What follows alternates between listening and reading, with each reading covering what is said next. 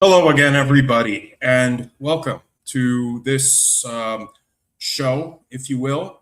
I know it's Sunday, but this show still remains and always will be Freeform Friday. We are awaiting our guest. Hopefully, he's going to be able to join us shortly, and we're just going to have a conversation going.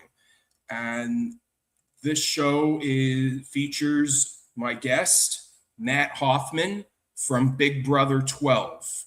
And I'm just going to add him. He's just joining us right now. What's going on, sir? How are Hey, you? And thank you is for this taking the time to join us. sure? Is this working here? Well, I hope it's Can working. you I hear know the me? lighting, I know my lighting is really shitty, Yeah, you but look like the saboteur well, okay. Well, then or I the, am a the hacker, the BB saboteur. hacker or something. Some Yeah, the some hacker, the witness saboteur. protection program thing. How are you? Thank you for taking the time to join us. Of course, of course. How are you doing? I'm fantastic. I'm fantastic. So, like I said, I don't exactly have a whole lot of questions planned out. I just said, let's have a conversation and we'll see where it goes. I mean, how have you been? How have you been these days? I've been good, just living a generally normal life, working, managing kids and family. It's not super glamorous. No, not super glamorous at all. Um, how did you become aware of the casting for Big Brother and what made you want to be a house guest on the show? Oh, I always watched from the first episode. It was just a fascinating experiment, and I applied many times, probably like 8 times before I finally got on. And that's it. I was just always a super fan of the show. And did you watch Big Brother from the very get go, the very first season from the year 2000, or did you catch on to the show afterwards? No, absolutely. Season one, episode one. I never missed an episode of any season, but I never did the live feeds. But I watched every episode. Yeah, same here. I've watched it since the very beginning, and it is the only reality show that I've watched since its inception here in North America. Or I haven't watched. I've seen a couple of Canadian seasons, but it's night and day compared to what the American version is. Yeah, no, I like the Canadian one. They're bringing that back, so that'll be Yep. exciting. Yeah. And hopefully I can finally audition and be on the show. Yeah, what stopped you? Well, I did audition. I did send us a video, but I never heard back. But then again, at the time I was just young and inexperienced and thought I Sure. knew everything. But it just so happens that the season that I auditioned for was the one that was abruptly cut short due to the pandemic. Oh, that would have been a bummer anyway then.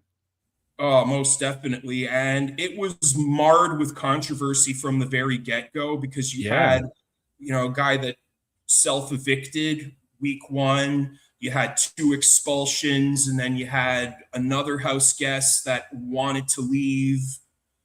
But it just got abruptly cut short. It was a pardon the expression. The whole season was just a clusterfuck from the Yeah, very that was crazy. It was interesting. Climate of the world dictates the show. yeah. And I mean, let's talk about your time in the Big Brother house during season 12, because you are the diabolical super genius, and you went in knowing what needed to be done to win the game, and you are probably by far, I would say, season 12 is one of the most memorable casts that I can I would, recall. yeah, it was a good group of kids for sure. And when did the alliance of the brigade take shape? How soon did it take shape? No, that was immediately. Like it was day one, right when those lights turned off. From this is from Annie. Spoiler alert. The right there, we knew that we were not the saboteurs, so we decided to kind of form the four people, and then that's when I kind of went through and orchestrated, the more of the technical aspects of the alliance and having the side pieces and making sure that we try and get nominated with them and stuff like that and kind of keeping it from everybody else. And then we could double our numbers effectively. Yeah, and I would say it was probably the first big alliance that we've seen in Big Brother history. There have been so many other alliances that have come and gone in all of the seasons of Big Brother. The Brigade is one of my favorite alliances, right up there with Level 6 from Big Brother 20. Yeah, thanks. No, I like when you see something new that, instead I mean anybody can group together and be friends and then that's fine. That I guess that's an alliance or whatever. But it's fun when they bring a different element of strategy. I always enjoy that. And are you still in touch with your fellow cast members from Big Brother 12 or any other house guests from previous seasons?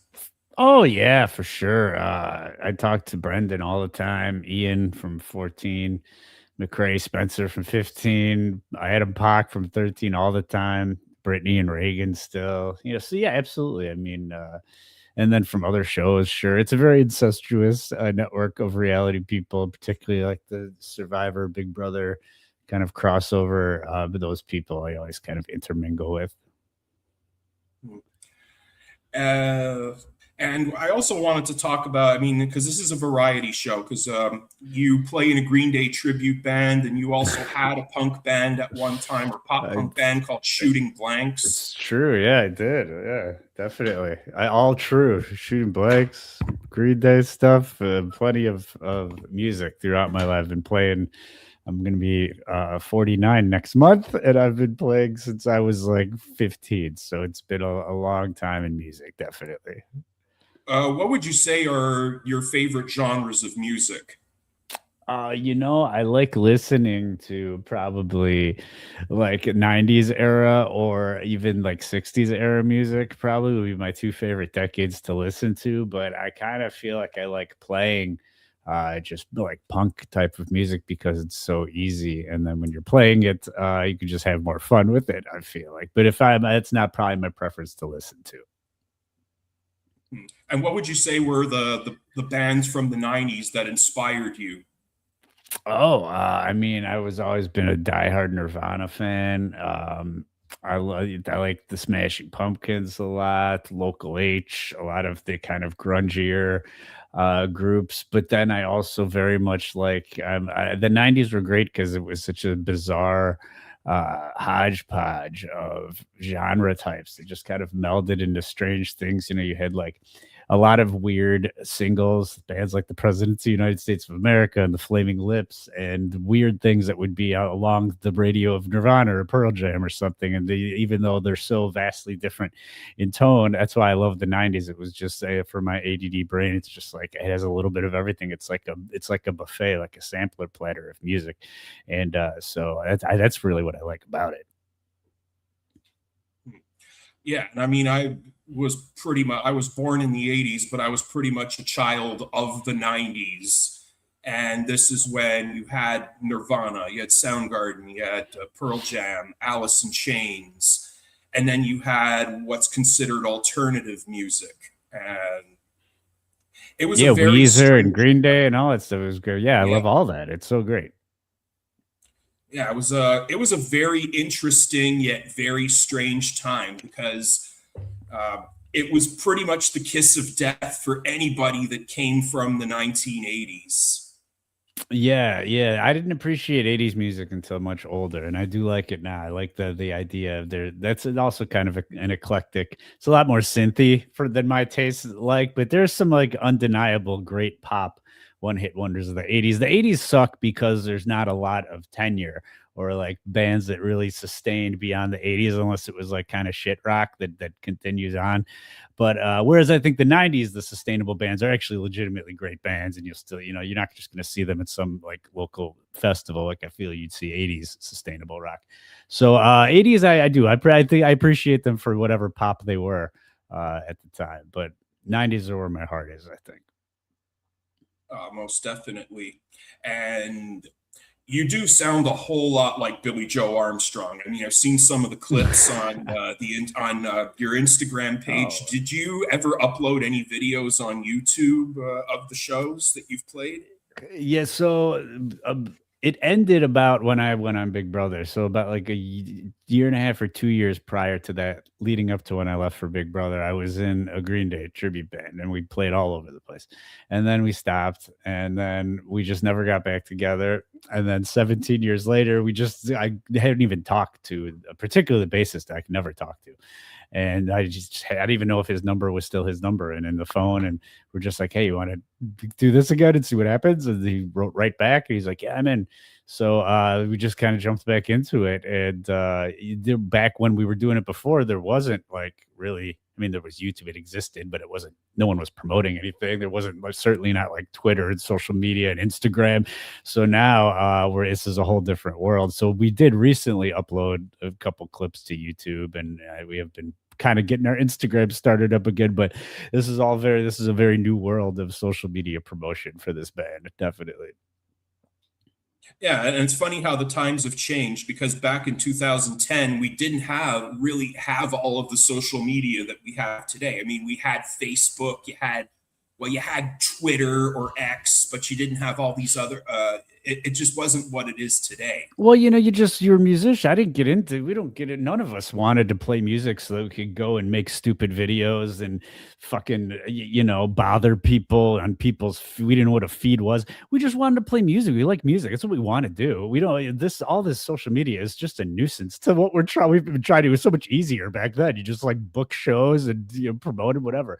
I don't know. This is kind of it's annoying. I feel like if I was a kid growing up nowadays, thinking back to when I was 15 and why I wanted to start playing music and why I started every band I ever started and like why I did it, none of those reasons are even relevant anymore. It's just like everything's a fucking hassle. And there's so much other shit that isn't anything about like the music and being in a band that you still have to fucking do just because like you have to, because that's the way the world is now. It's pretty annoying and a little bit disheartening, I feel like. But nevertheless, I do like it's fun playing still. My bones are nearly 20 years older, so that shows certainly in my age. But we try and still have fun with it. But this whole fucking promote social media shit is just like, I don't know, maybe it's just over my head or something. I'm just an old fuck, I don't know. But it's annoying. We just want to play music. I mean, social media is great, but it is also a nuisance because Yeah. it gives a lot of people the power to say and do things without any unintended consequences. Sure does. I definitely know about that. uh, I mean, this is a question I didn't really want to get into, and this has kind of come and gone since, but you were under a lot of controversy about the lie that you brought into the house when you first came in about your wife, Stacy. Uh, And I mean, it's kind of come and gone, but I do see that on YouTube, people haven't forgotten and still talk about it. yeah, it's so great. I sometimes like get tagged in like a TikTok or something. I don't, it's like someone commenting on it I still think it's one of the better. It's not the best, but it is top 5 jury house segments in franchise history. Is the whole thing where they were all like, getting angry with me and wanted to kick me out of the kitchen. It's so great. The whole yeah, it's fun. I like when it comes up. I think it's season 12. You were right to say that it is a good cast, and that's the best way to describe it because it was kind of boring. Like it was a steamroll, and like, but it was good people. So I feel like I added at least a small injection of entertainment, like senseless, chaotic entertainment that the season otherwise really wasn't getting. And without that storyline, I mean, an already boring season would have been even more boring. So I do kind of enjoy. I like that people kind of might want to be one of the things that gets remembered because I like kind of being mischievous and causing chaos. So it's fun. It's fun. That's fun. I mean, they even talked about it on, of all places, The View. I love it. I love people hating on it. That's fun to me. That's I guess why you want to be a villain to strike up those emotions in people. It's great. It's I don't know. I think I'm a good person by nature, so I like that it's fun that the people that know me, it's fun for them as well. I feel like because it's good. It feels good to be a villain when you're not like really truly at your core an asshole, and I don't believe I am. So it's just fun to have caused a little bit of again villainous chaos at a period of my life. Yeah, and even as a wrestling term, it would be that it was great heel shit. It was great bad guy stuff. Yeah, we needed a little. We don't have good villains anymore. Those are, see, now we getting villains that are assholes. It's like casting forgot how to cast a fun-loving villain. They get like people who they almost didn't even think would be villains, and then all of a sudden they just turns out they're horrible people, and then like, oh, it's the villain of the season. Well, no, it's just a dick or whatever. And so these become our villains. But we're not getting like good, just like fun villains anymore. We need to get back to that, I think, and TV in general. Yeah, and who would you say was probably, if you were to surmise a list, and you can include yourself as well, who would you say were the best villains in Big Brother history, and who were the worst? Well, I mean, like, I mean, if you're gonna specifically say villains, like Dick would be near the top of the list just in Big Brother villain iconography, but he probably also falls more also into that latter category of also being an asshole. So I don't know, you scales of justice there. But you get great villains that are not assholes, that are just like great TV villains, like a Dr. Will, a Dan. I think I don't know if people consider Dan a villain. I definitely do. He had such a mischievous, especially in season 10, but season 14 too. People like that are fun, and I definitely not intentionally. I wouldn't say I like consciously modeled my game in that way, but I just have a natural my personality migrates to that where I also would have wanted to be that way, and I guess I kind of did a little bit, not to such a extreme degree. I don't know that I'd put me up in that lexicon of Big Brother villains, but that's my style of play. If I were to ever go back, which will never happen, if I were, that I'd do something like that again. Not that specifically, but I would definitely I'd maybe put a little bit of my own personal successful gameplay at risk in favor of just having a little bit of fun. And it might not be the smartest thing to do, but to me, it's worth it. You get this experience, you need to have the experience. And to me, having a little fun is part of the experience. And have you ever met Evil Dick in person? Because I mean, Oh my God. Yeah. he's such a polarizing figure. People either really love the guy or they can't stand him. Yeah, I don't know if you remember, probably not, this is so specific, but when he went back for season 13, Mhm. his little Chiron thing where it listed his name and profession, and it listed his profession as website CEO. And then subsequently, of course, he got removed from uh Big Brother, and no one knew why. And then he came out. This is very like you had to have been there, kind of remembering these days. But then this video came out of like everything that happened. Okay, why I'm saying this is because at that point in time, I was behind all of that. I was very close with Dick at that point in time. That website that he was talking about was a website that he and I were kind of managing together with a third person, and that video was kind of pre-recorded to myself and this other party who we were in this website with for us to release so that CBS couldn't release it because it was like kind of our property. So I had a lot of dealings with Dick. To full circle, come back to answer your question. I knew him quite well. We since have just kind of lost touch as people do. But yeah, so I know, I would say I knew him definitely very well. He was living in Ireland right now, in fact, and he has been for a while. So he's doing well. I still like kind of am up on him, but I don't we're not close anymore. It's funny. A lot of people seem to leave, and then you find out they live somewhere else, and you couldn't imagine it. Yeah, yeah. Um, uh, and normally, and you're probably the first second reality TV star that I've had on my show. I mean, back when I used to record on Zoom and I used to post on my Facebook channel, I once had Cliff Hogg on, and he was a great guest to have on. I don't know him, but I know of him, and I know he knows. And we've had random social media engagements that make me believe that he also probably knows who I am, and he seems very pleasant. That would enjoy meeting him one day. I never have though. Yeah.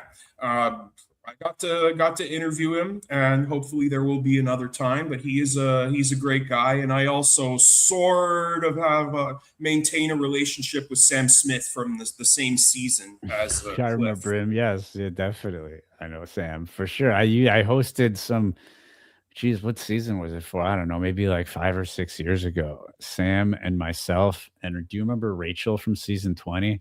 Her, Rachel Swindler, yes. yes, her and Jody, the notorious first boot from season whatever, maybe 14, I'm guessing. I'm just making that up, 15, 16. Anyway, the four of us hosted like a season long show. So that's how I know Sam Smith. So I spent like that season with him. Seemed nice enough. I don't know him like well, but Yeah, and he's kind of since moved on because I did ask to interview him, and he's like, I'm sorry, brother, I'm really not. I'd like to just focus on normal life now."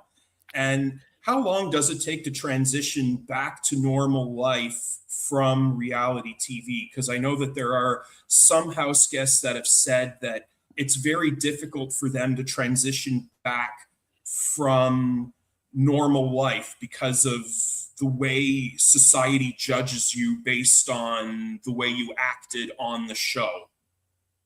yeah, I mean, it's what you put into it, I believe. I'm sure I should say I'd speak from a different era. It's probably much different now because I'm sure there's a much more critical eye on people with all the social media stuff. But it was still brewing during my era. Like we had Twitter was a thing and message boards aren't a thing now, but that was like a big deal back then. So we got our fair share of certainly internet criticism. And I feel like it's what you put into it. If you want to be normal and just like Sam is doing or whatever, that's anybody could do what Sam just told you. Like I could have been like that too. I kind of hedged the line. I'm in the middle. I'm definitely like, don't live my life around Big Brother or being on reality TV. It's just this thing I did. But here and there, if things come up like this, I don't mind chit chatting about it. But then there are people who just, cling to it. And that is like their thing. And forever, this will be their glory day. And they will forever be, oh, I was that person on Survivor. I was that person on Big Brother. I just like to look at it like I was that person on Big Brother in as much as I was that guy in the Green Day band, or that I was this person at my job that I work at, or that I'm this dad to these kids, like, whatever. Like, it's just this other thing that I have done, but it's not like that's not my tagline, Matt from Big Brother. Of course, contextually, I'm talking to you about it. It is today. But I think that is where the problem comes in, is when you can't let that go. And sometimes that takes people, and it's very difficult getting out of the house because it's a whirlwind. So I give some leniency, even for the first like almost full year. I give full leniency, and it's actually impressive if anyone can shake that for the first year. But I think after that, like, you got to just do it, because it's easy to get caught up in it and just like forever be that person from that show. It makes life more difficult, I feel, because it gets at some point like your ego is going to overwhelm the reality of the situation. Like, you're never going to get out of your own head, and the world has moved on. Like, I guarantee you, how long it has been, like 17 years now. Like, it's a miracle that anyone would know anything about me anymore relative to Big Brother. And so it's fun when they do, but you can't. It should be amazing. The people that don't think that's amazing, that are expecting notoriety, 15 years or whatever, 10 years after they've been on TV, I don't know. They're setting themselves up for disappointment, I feel. And my show normally doesn't deal with reality TV, but it's more about music and wrestling oriented. But I ask, I know this is a stupid fucking question, but were you a wrestling fan growing up? I love the preface of being that it's a stupid fucking question. I don't think any questions are stupid, but that's funny that you even had that cognizance. I remember like the era of, this is the only like wrestling when it was like a cartoon show, the era of Captain Lou Albano and Junkyard Dog. And do you remember the WWF cartoons? So Yeah, like I remember Hulk Hogan's yeah, I rock and remember wrestling. all of that like era. I had friends who were like way into it, so that's how I like tangentially kind of like have an awareness of it. There was one time, you as a wrestling fan might be able to fill in some of the gaps of this one, but I was in college, and I could tell you the amount I knew about wrestling at that point, which was, I don't know, so much after I was a little kid talking to you about this WWF cartoon, was zero. Like, I didn't know wrestlers, but it was the place I went to school. There was some big wrestling convention or like a wrestling event of some kind. And I ended up at a bar at night with friends who told me that, oh, over there is some guy's name is Mr. Wonderful. Is that a wrestler? Paul Orndorff, Yes. yes. That's him. Yes, that's totally the name. When you said that, that's absolutely. Anyway, so this guy's at a bar, I guess, drinking by himself, and they're like, "That's Mr. Wonderful," is what I remember, Paul Orndorff, and uh, and so I went up and started talking to the guy, and we were both very drunk, and I had no idea who this guy is, and I ended up, I guess, annoying him a lot. He ended up leaving the bar, and I was kind of like following him down the street, just being irritated, just being like intentionally irritating, asking him all these like weird wrestling questions, but I didn't know what I was talking about. So that was my other engagement with wrestling, I guess, and my run in with wrestling. But that's about all I know of it. Is that I annoyed Mr. Wonderful enough to get him out of a bar, and that I used to watch that wrestling cartoon. Oh, one more recently, within like the last year. Uh, Hulk Hogan released a beer of some kind, and Yes, real I don't. American beer. Okay, yeah. So I don't drink much anymore or whatever. Socially, who cares? But he was promoting it at like a grocery store down the street, and I was like in my head, I'm going like, it's this little like family owned grocery store, and I'm going like, okay. I don't know anything about Hulk Hogan or care or whatever, or about beer or whatever, but it's fascinating to me that Hulk Hogan, who from my childhood, the old cartoon days, I was like, well, that's be fun to just see. And I'm like, I bet no one's going to be there because it wasn't heavily promoted. I think I don't even know where I saw like a Facebook ad or something locally.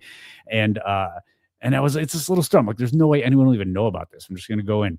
So I went, it was like 2 o'clock on like a weekday afternoon or something. I go up, there's a fucking shit show of people. So many people to see Hulk Hogan at this thing. So I didn't even end up doing it. I just like turned around and left, but I was like, damn, like, this guy's got some staying power still.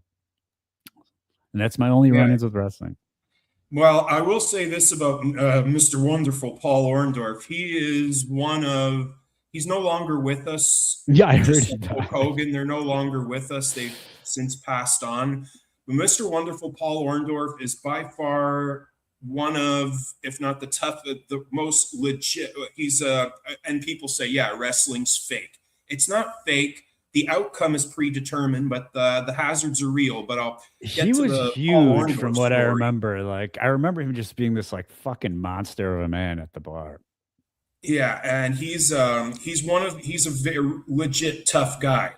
I mean, later on in his career, after he stepped away from wrestling in the ring, he became an agent or a booker or coach, or call it what you will. And he actually held his own against a guy who was way younger than him and bigger than him. And this guy, they got into an argument, and the guy, and Paul Orndorff at the time, he was partially paralyzed, and he held his own and actually beat the living shit out of a wrestler who was younger than him. And I mean, the joke is he beat up a guy, and he was partially paralyzed and wearing flip flops as he did it. So that goes to show you he's a tough man. Yeah, I feel I was close to getting a similar pummeling from him if I didn't back off at some point. It's, And Hulk Hogan, I mean, Hulk Hogan is the guy that transcended professional wrestling, even though yeah, he's been Suburban marred in Commando. controversy. Yeah, all the Bubba the Love Sponge stuff. That's great too.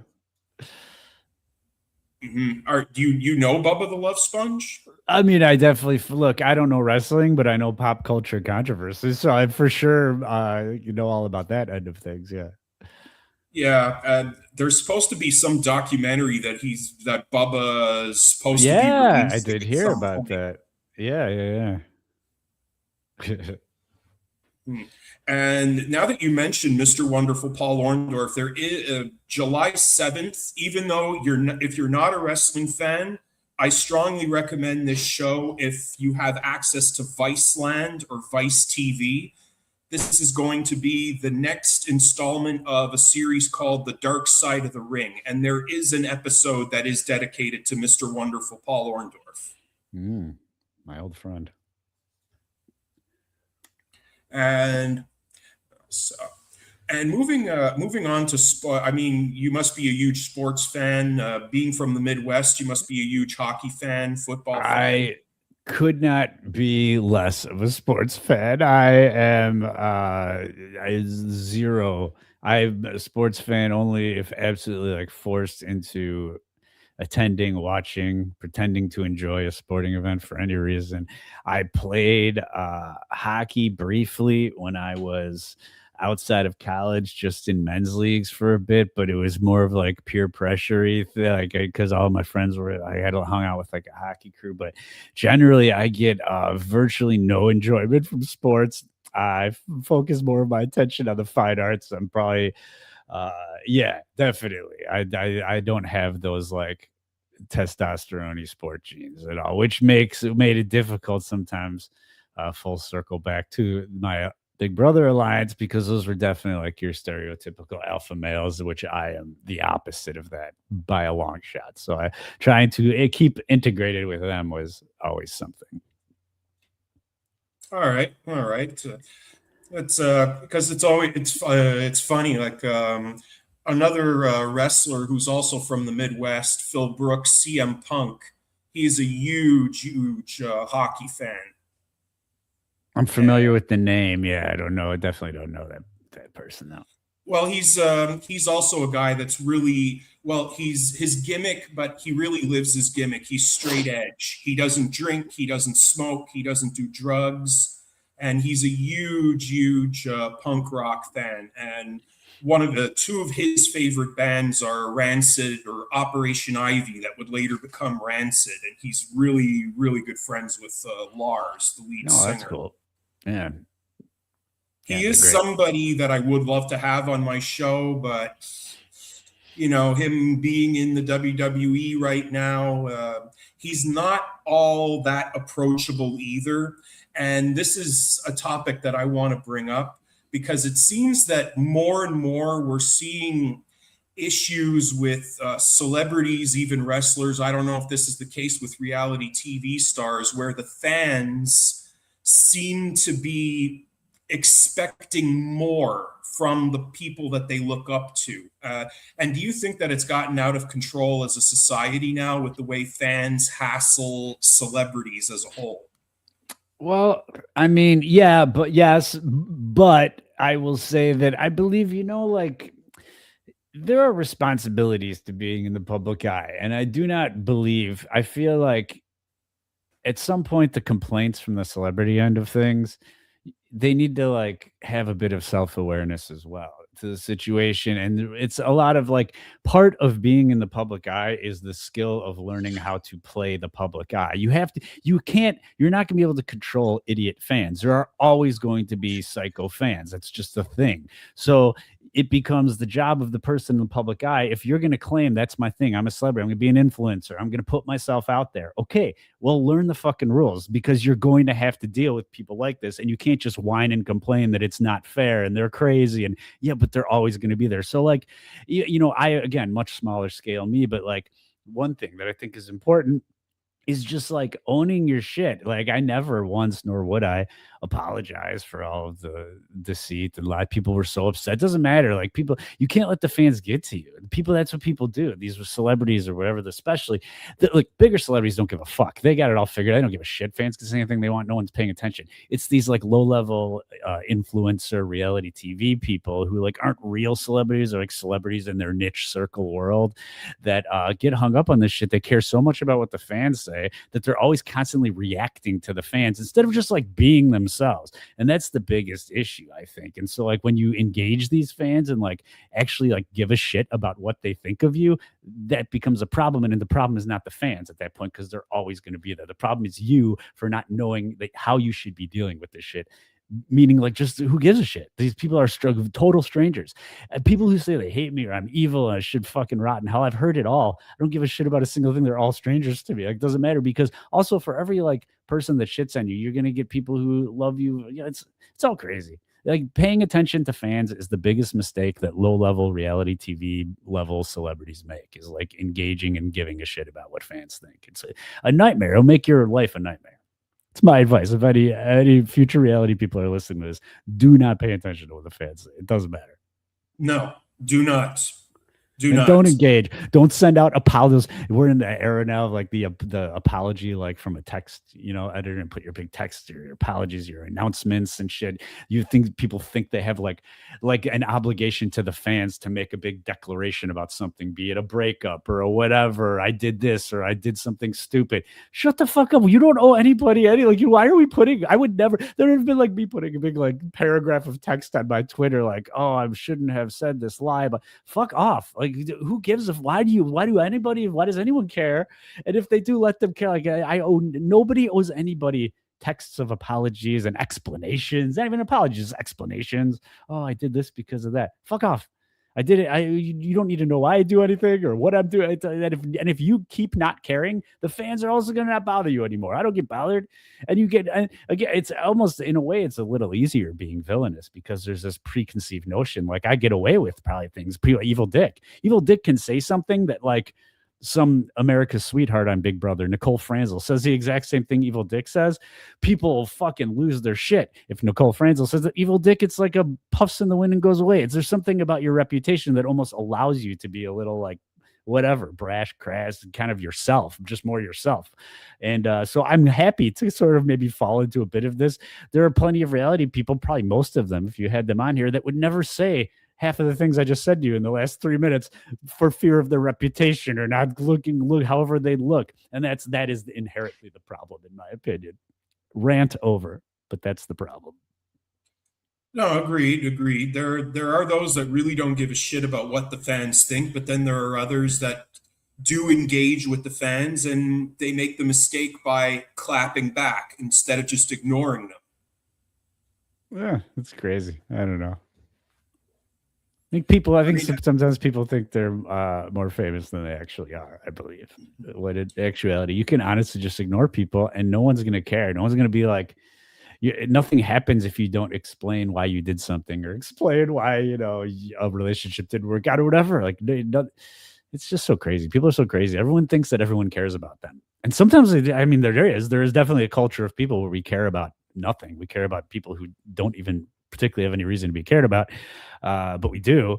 But then I think a lot because of that, because it does exist, then there are so many more people that are like, oh, everyone cares about me too. But like, no, like it's not like that. It's like influencer culture is strange and there's something weird about it. I feel like it's got to go away at some point. It's going to get a lot worse before it gets better. Yeah, probably. It's going to get a lot worse. When it comes to the upcoming season of Big Brother, what are you hoping to get out of the experience watching now as a fan, and how do you think the show would improve?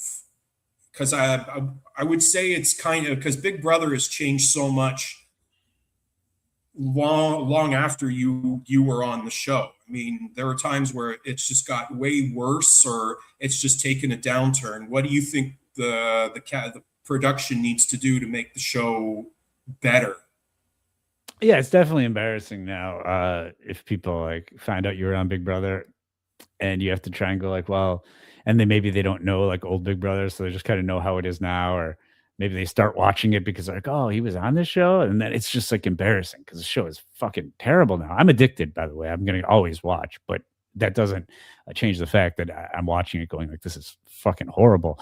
It is the diary rooms, not that they're fake even. I mean, there's a little bit of like performativeness to them, but like if you go and watch an older season back, and I'm not saying you should do that, it's a big time investment, but it was such like, it really felt like you were just kind of like watching security cameras and like watching people have discussions and have conversations. You felt like you knew the people at like a deeper level, and just so like the way that the surface level that the editing would like you to know this person. Like you almost like, I never watched the live feeds and I didn't feel I even had to.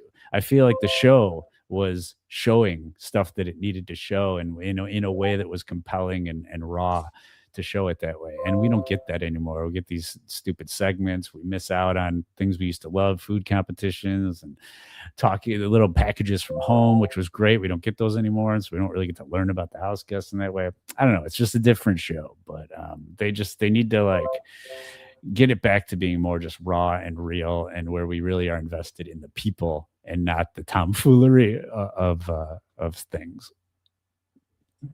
What would you say by far, and you can also talk about your season, uh, what would you say were some of the most heated arguments or heated fights? Like, I mean, it's one thing to watch it on TV, but then it's another experience of being there, witnessing something or being part of something. What would you say were some of the most heated arguments that either you were a part of or that you witnessed when you were on Big Brother, and also those that you watched as a fan?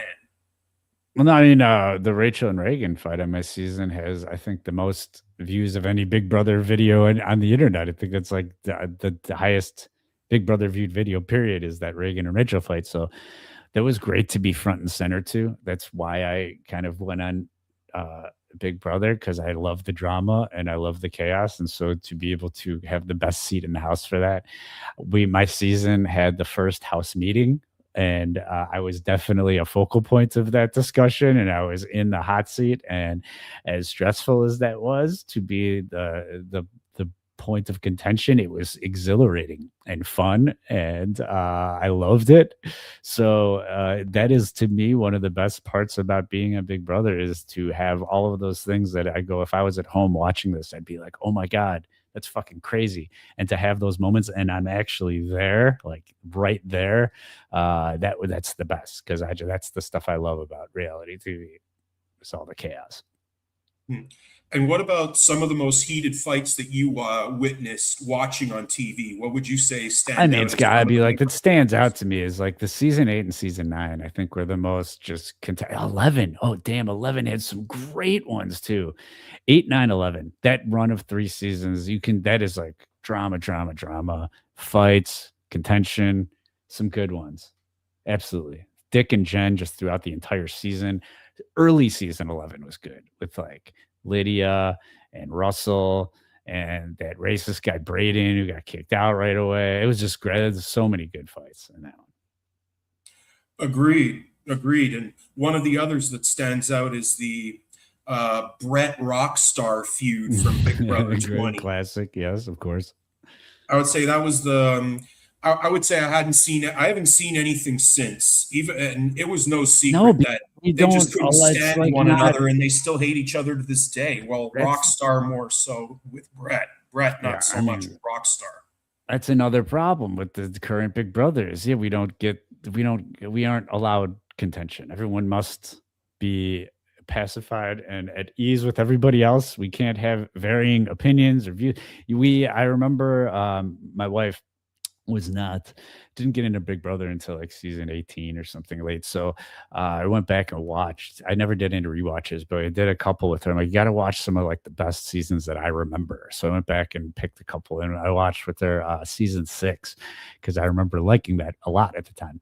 And that was what started me going glaringly like, oh my God, Big Brother is not only so much different now than it was back then, but it's so much worse, because it holds up. It's this old season, but particularly like the moments that happen that you'd never see nowadays. Like there was a scene with James, Ryan, and Kaser, and they were talking. I don't even remember the specifics, but it was some sort of comment that was made about Middle Eastern stuff with Kaser, and James Ryan made some comment. Anyway, it ended with the next scene was like them in the living room with just them two in the chair and kind of having this heart to heart discussion where Kaser educated James on Muslim culture and what it's actually like versus the media. Okay, it was great. Like there was this learning experience. Nowadays, as soon as that conversation started and James Ryan said that comment, the feeds would cut. You'd never see it on TV. They'd probably kick James out of the house. There's no learning experience. Nobody learns anything because we're protecting fucking everybody instead of just like enhancing growth. Season 2, Bunky and Kent. That shit would not Mhm. float nowadays. But it was a learning experience. The guy came into the house hating gay people. He left with a gay best friend. They wouldn't have even gotten to the end nowadays because people would have villainized, bastardized him, villainized Kent, get him out. He's a homophobe. Let him grow. Why don't you just let people grow? They can't do that anymore because the fucking public is Looney Tunes, and that is the problem with Big Brother. You cannot ever get back to the old days.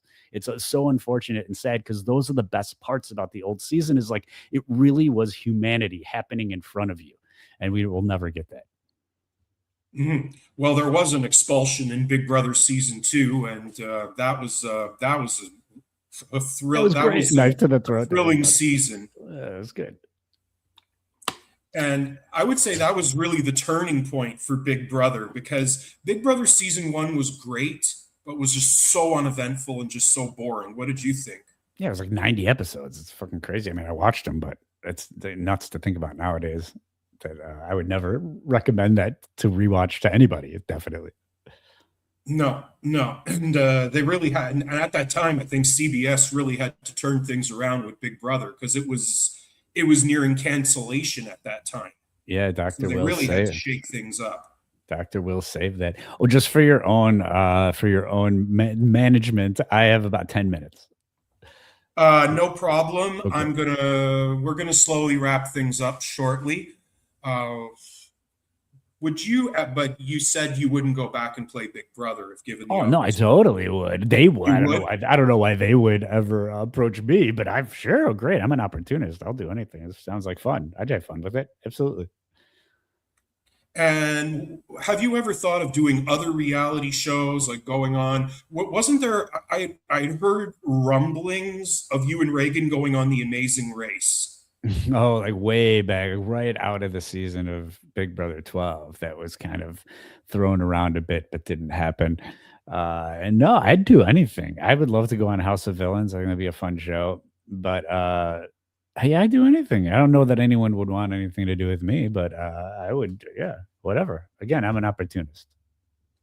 And would you ever do a show like The Challenge? Because when I Sure. first heard of the show, The Challenge, I mean, now it's taken on a life of its own. And it seems that's where a lot of former Big Brother house guests end up, such as Tyler, Fessy, Josh Martinez, and the list goes on and on. You would be willing to do a show like The Oh, Challenge? I love been watching the challenge since it was Road Rules. Yeah, I love the chat. It's probably one of my favorite shows. I'd love to do that. They pick some really random ass Big Brother people sometimes too for that show. But yeah, I would definitely do that.